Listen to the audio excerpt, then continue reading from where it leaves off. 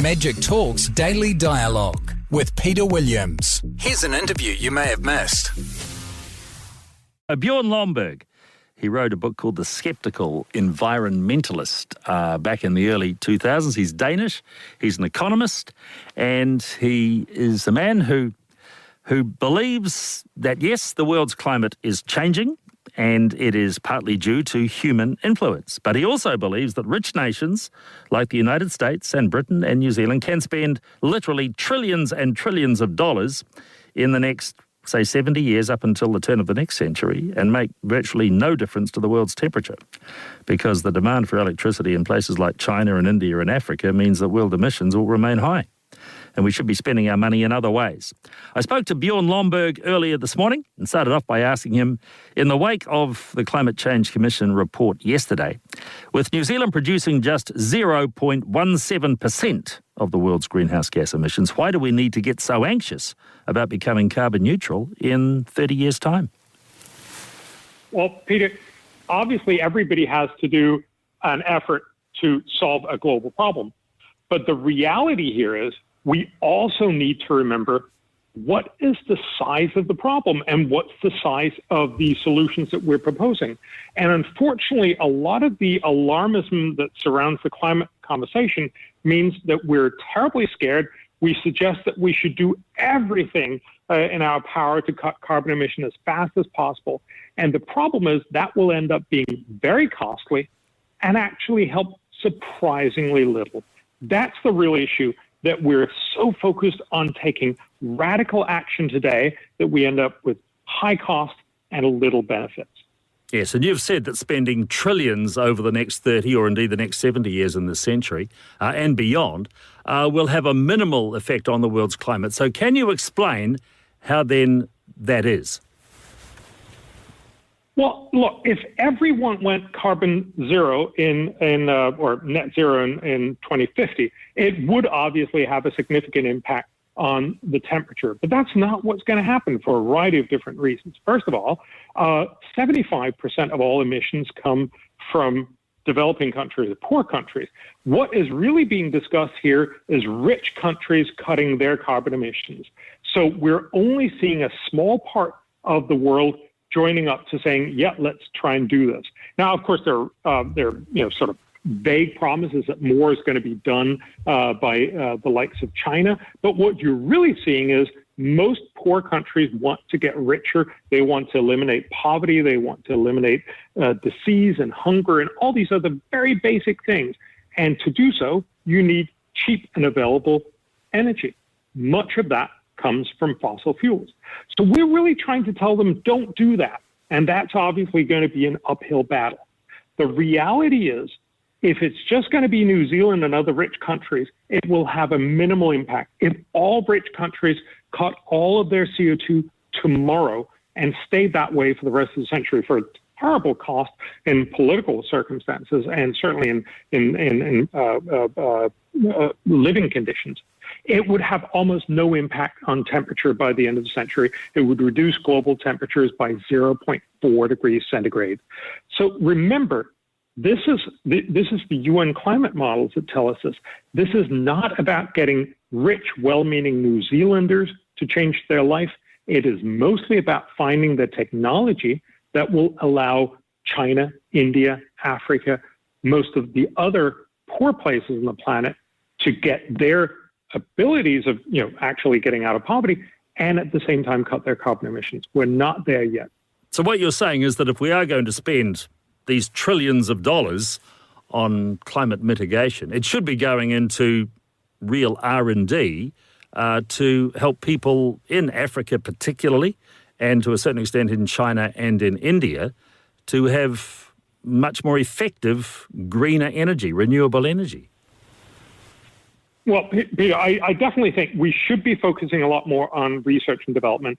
Fundamentally, you're only going to solve a big global problem by promising and showing people that they can get all that they used to get, but in a cleaner and more environmentally friendly way. You're not going to achieve this by telling everyone you have to do with less. But also, if you're trying to spend trillions and trillions of dollars that honestly we don't have, and we especially don't have after the COVID crisis, you are going to run into electoral problems. Remember, in the U.S., President Biden is now suggesting to spend about $1,500 US every year for the next 4 years on climate. Remember, average people are unlikely to support spending $24 on helping the climate. So you're really trying to struggle through to spend amounts that are just not electorally probable. And so you're going to end up with a revolt, and then you're certainly going to get nowhere.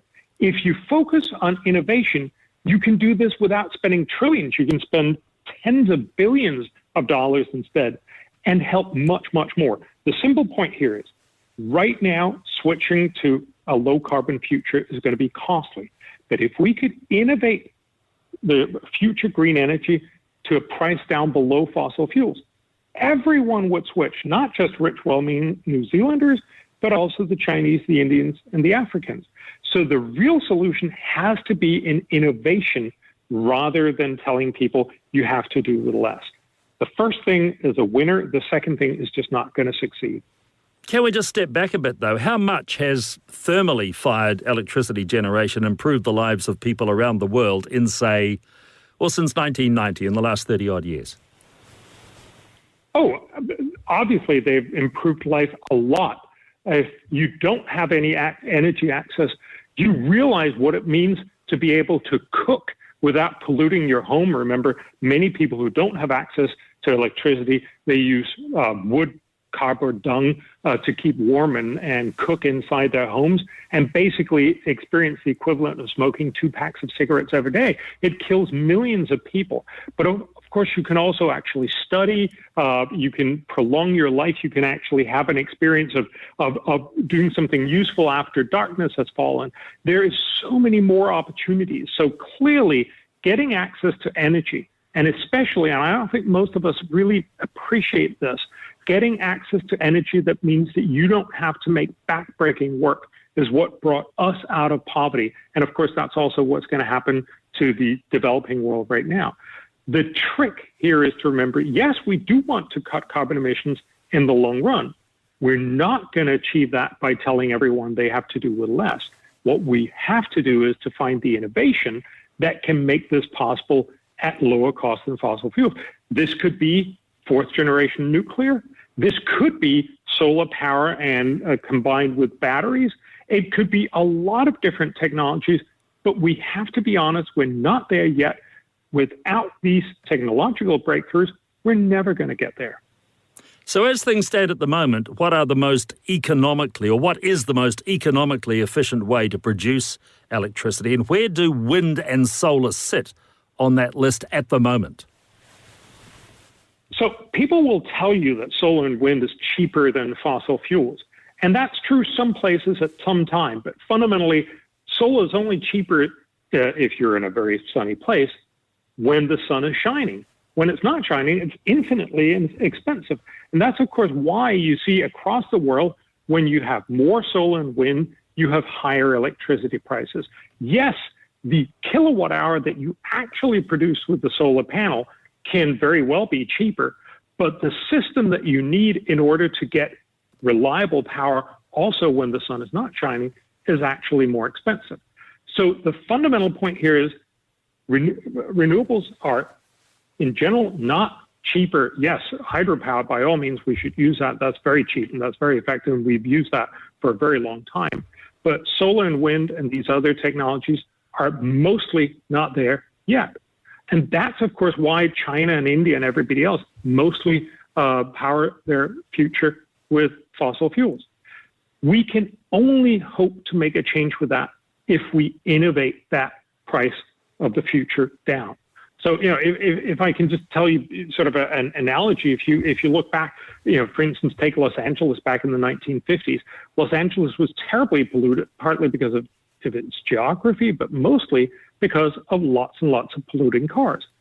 The sort of standard climate approach to dealing with that problem would have been to tell all the people in Los Angeles, I'm sorry, could you stop driving and start walking instead? And of course, that's never actually going to work. What did work was we innovated the catalytic converter. You pay a couple $100, you plug it in the tailpipe, and you're good to go. Basically, that's why Los Angeles is much cleaner, despite there are many more cars driving much further distances. The simple point here is technology can make the difference. If we could do the same for climate, we're very likely to be able to solve it. But right now, that's not what most governments, and not, as it seems to me, what the New Zealand government is trying to do. They're trying to put up lots and lots of solar panels and wind turbines and stuff that we know is still ineffective. Feeling good, yes, but not actually doing very much good. So New Zealand already has an emissions trading scheme with a cap on emissions and the ability to trade credits under that cap. The cap is supposed to reduce over time. Are ET schemes worth pursuing in this time of trying to reduce carbon in the atmosphere? So if you want to cut carbon emissions, yes. Emission trading system or a carbon tax is definitely the most effective way to do that. What you have to be careful, and again, I don't know the New Zealand setup, but what we've done, for instance, in Europe is we have an emission trading system, but only for parts of our emissions. And we have some carbon taxes, but not similar carbon taxes. So, very fundamentally, we have high carbon taxes on constituents that have a hard time getting political influence, and low on areas that have high political leverage, which is not surprising, but that obviously ends up being much less effective. But again, you have to realize you can only achieve so much with an emission trading system or with a carbon tax, because people are not willing to get infinitely taxed.